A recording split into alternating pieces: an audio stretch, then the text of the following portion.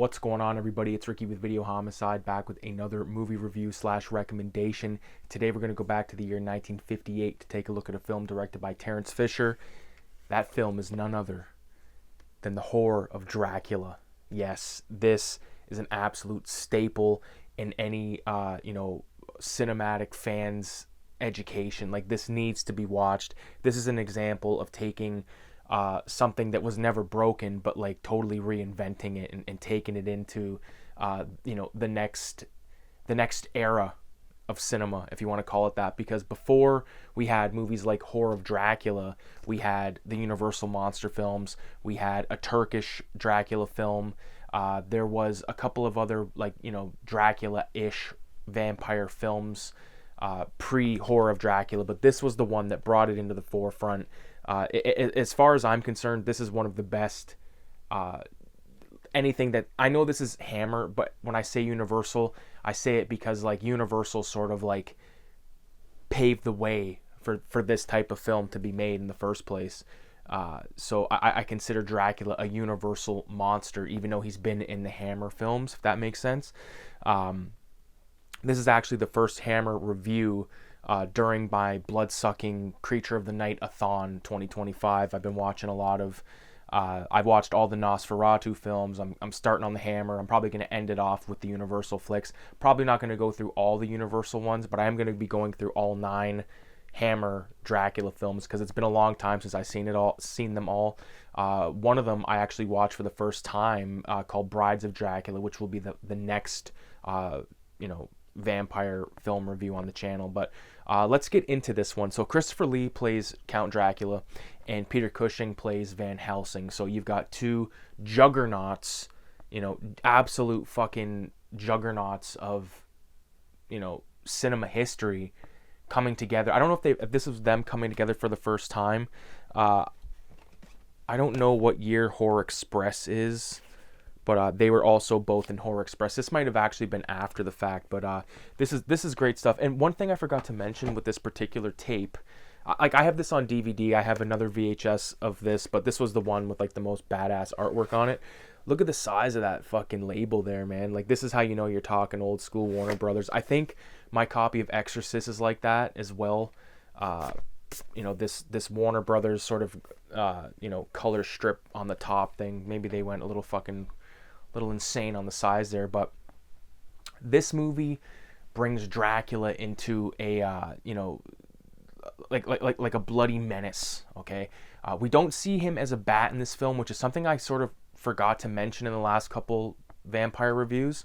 I love seeing bats in my Dracula films. Okay, so back then they weren't utilized as much as I think they should have been. I know that rats were, for fuck's sake, especially if you're talking any of the Nosferatu films, 1922, 2024, the 79 version. It's just Rat Alley, for fuck's sakes. It's gross.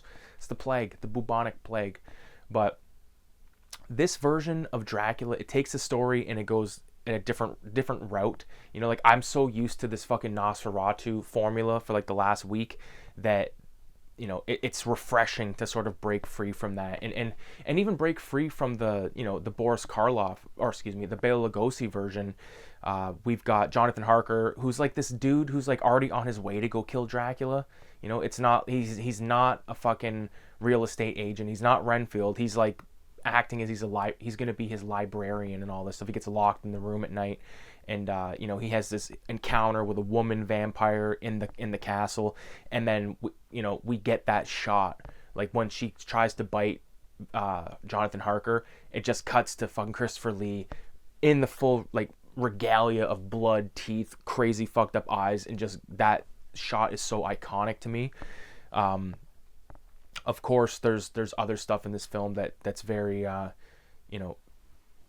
very much up my alley, and like especially like later on, like in this film, like when Dracula dies, he turns into like dust, and how he dies is basically Van Helsing rips the fucking curtain off the wall, and there's your first Hammer Dracula death.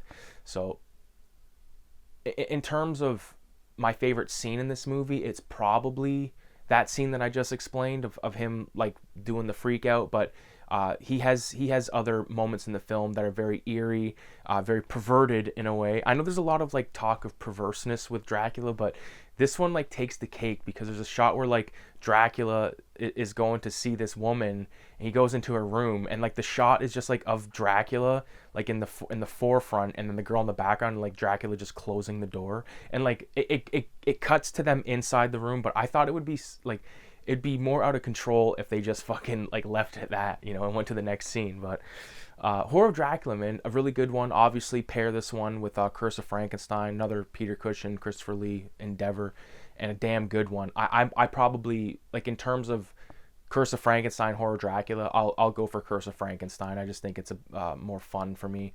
But this is definitely a must watch, especially if you're doing this sort of vampire journey. You know, anybody that just, you know, got into vampire films by way of that new Nosferatu, here's some suggestions. Watch these fucking movies. With that being said, I want to let everybody know that Cinema 187, which is my horror exploitation art zine, is now in its 6th issue. This is the all satanic issue. There's 120 pages, 34 contributing artists. If you want to order a copy of this, you can message me at cinema.187 on Instagram, or you can go to the link in the description of this video, go to my website, there's a how to order page, shoot me an email, and we'll go from there. So with that being said, long live Christopher Lee.